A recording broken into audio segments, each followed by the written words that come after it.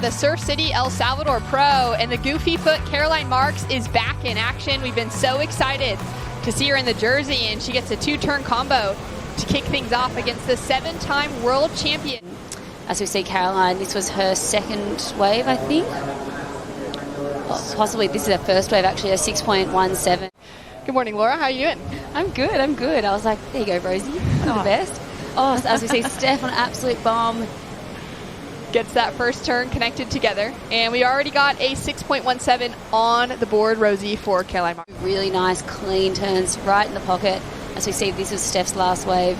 Coming through, the score is looking like a mid-range score, but I loved that second turn. Yeah, that was a good score from Caroline with that two-turn combo. She's scratching into this one.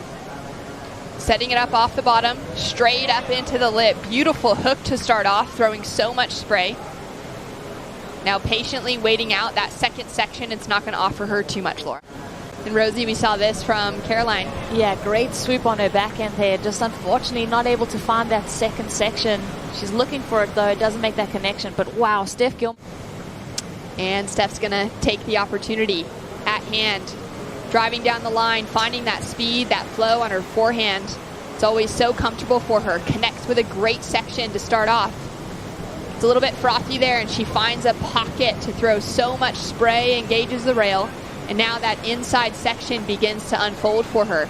She'll be looking for it to stand up as she goes for that big wrap in a second.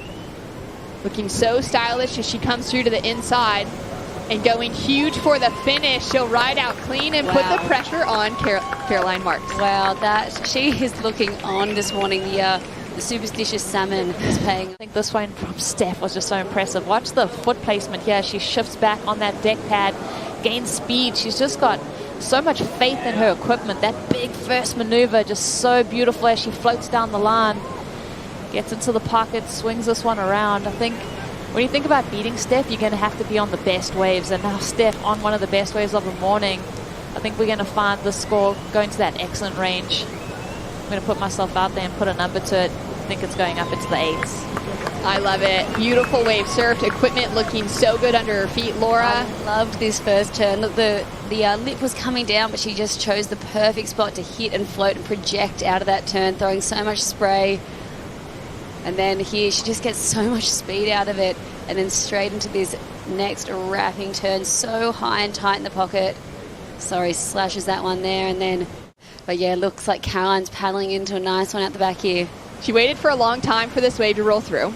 She's going to make it around that section and have a look down the line, Rosie, knowing it's not going to offer much. Yeah, a little bit of an error there, like you said. Waited a long time for that, and with not much in the way of scoring potential. And to see so many of those girls, I'm sure, down here today watching her now compete for a finals opportunity as she drives through that first turn. Sets it up on the second now with that more engagement of the rail. Continues to set it up through the line here and hoping for some critical sections. Nice slash on the lip. This wave goes a little bit soft on her through that finish. She's going to connect with it regardless. Put another score on the board. She dropped in a 7.50 for a previous wave. And be away from their family. It's so good to see Steph that she can travel with her partner. You can tell Steph was kind of standing on her leash at the beginning part of that wave. That turn right there was magic for me. Then, like you said, Laura, kind of went a little sleepy through this end section. I'm sure she would have wanted to get a little bit more vertical, but has to choose to go lateral there. Good slash. I'm very interested in the score. I feel like the 7.5 could have gone a touch higher. So do they kind of make up that ground? Her best result was a semifinal finish in Portugal. Aside from that, she's had a string of quarterfinals. But now the opportunity that Caroline Marks has been waiting for, she's chasing an 8.33. Opens up on her backhand for that first open wrap. Connects with the lip. She's now going to link it around to this inside section and hope that it gives her that bowl to connect with. But it's not going to offer her the opportunity she needed. And now Steph on her forehand, driving through that second turn. I love the look of it as she sets up farther down the line.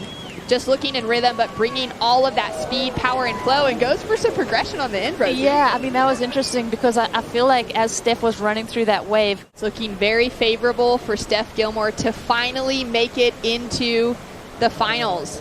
But Caroline, having a look on this one, on that paddle back out, like Strider was saying, maybe to just kind of have those looks at some of those smaller waves to swing into. Curious to see where that one will go for Steph Gilmore. She's got those high marks of a 7 so far. She's going to link into this one. Great opening wrap. Drives that high line, and this wave will just have all the froth as she takes that victory lap through to the inside here at the Surf City El Salvador Pro. And repeating last year, making it into the finals on a Central American warm water right-hand wave like the Corona Open Mexico.